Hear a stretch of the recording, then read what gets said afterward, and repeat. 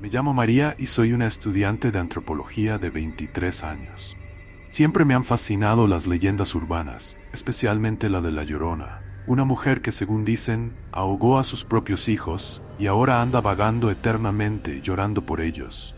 Crecí escuchando esas historias de mi abuela, pero nunca les creí de veras. Hasta que hace 6 meses, acepté unas prácticas en un pueblito del interior de México, famoso por sus relatos de avistamientos de La Llorona. Ni me imaginaba que esa decisión me iba a cambiar la vida para siempre, hundiéndome en una pesadilla de la que tal vez nunca pueda despertar del todo. Llegué al pueblo de San Miguel del Río una tarde lluviosa de octubre. Las calles empedradas brillaban con la lluvia, reflejando las luces amarillentas de los faroles viejos.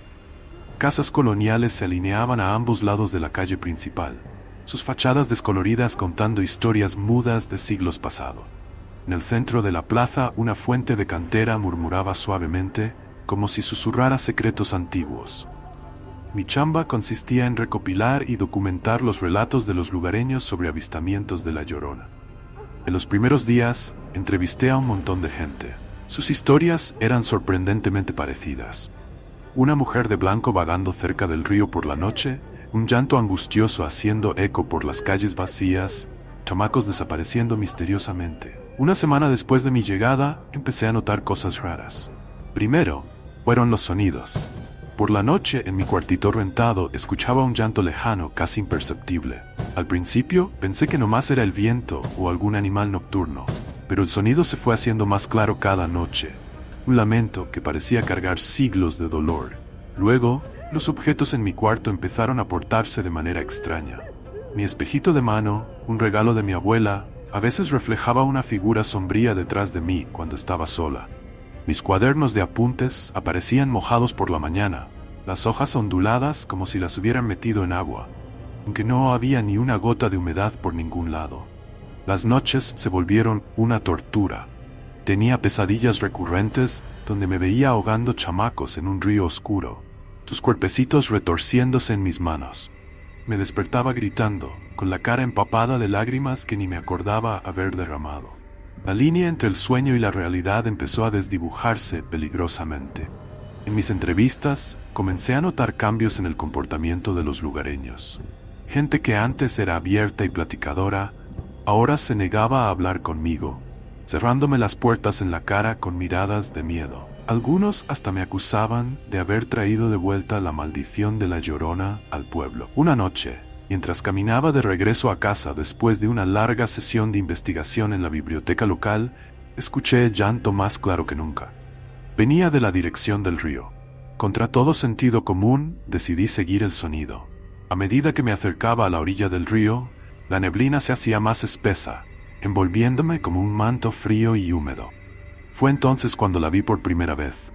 Una figura etérea de blanco, flotando sobre las aguas oscuras del río. Su cara estaba oculta por una melena negra, pero podía escuchar su llanto, un sonido tan lleno de angustia que me partió el corazón. Cuando se volteó hacia mí, me quedé helada de terror. Su rostro era una máscara de dolor, ojos negros como pozos sin fondo, lágrimas de sangre escurriendo por sus mejillas pálidas. Corrí de vuelta al pueblo, con el corazón latiéndome tan fuerte, pensé que se me iba a salir del pecho.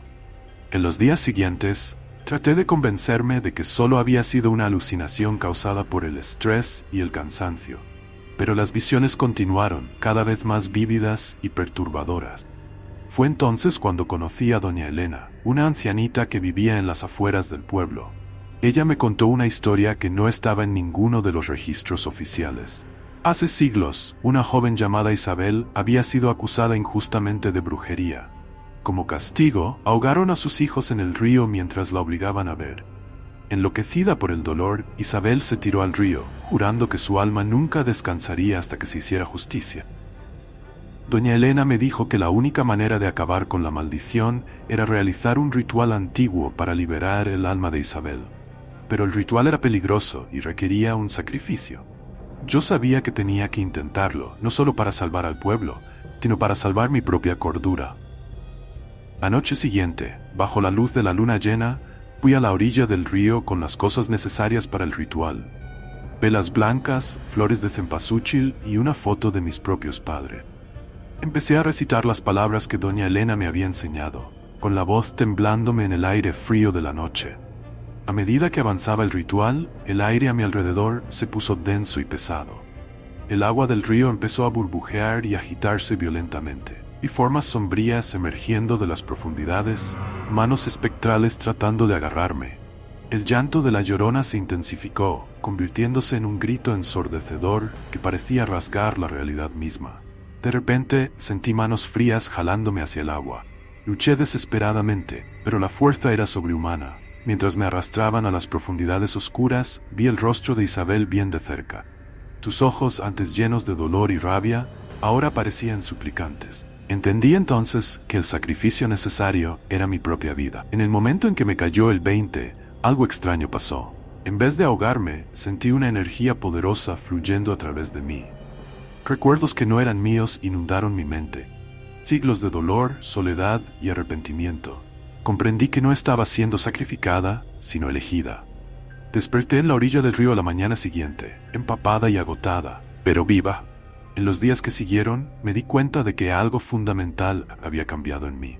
Podía sentir la presencia de Isabel dentro de mí, nuestras almas de alguna manera entrelazadas. El llanto que escuchaba ahora venía de adentro, un recordatorio constante del peso que ahora cargaba. El pueblo de San Miguel del Río cambió después de aquella noche. Los avistamientos de la Llorona cesaron y una paz extraña se estableció. Pero para mí la historia estaba lejos de terminar. Descubrí que ahora puedo ver y comunicarme con los espíritus de los muertos, especialmente niños perdidos. Entendí que mi nueva misión es ayudar a estas almas a encontrar el descanso, cargando el fardo que antes solo pertenecía a Isabel. Hoy, 6 meses después de aquella noche fatídica, viajo por el país, siguiendo los susurros de los muertos y los lamentos de las madres que perdieron a sus hijos. Cada noche, sueño con el río y los niños ahogados. Cada mañana, despierto con el sabor de agua salada en la boca y lágrimas en los ojos. A veces, cuando me miro al espejo, veo el rostro de Isabel sobrepuesto al mío, un recordatorio constante del pacto que hicimos. Sé que nunca más seré la misma, y una parte de mí siempre andará vagando a la orilla de aquel río en San Miguel del Río, llorando por niños que no son míos. Y en las noches más oscuras, cuando el viento aúlla y la lluvia cae, todavía puedo escuchar el lamento de la Llorona.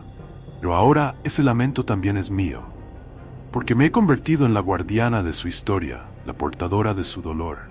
Y mientras haya niños perdidos y madres llorando, mi trabajo, nuestro trabajo, nunca terminará. Así que, si en una noche oscura escuchas un llanto lejano, no lo ignores. Puede ser que ande cerca cargando el fardo de siglos de dolor y buscando redención para almas perdidas hace mucho tiempo. Porque ahora yo también soy la Llorona y mi lamento resonará por la eternidad.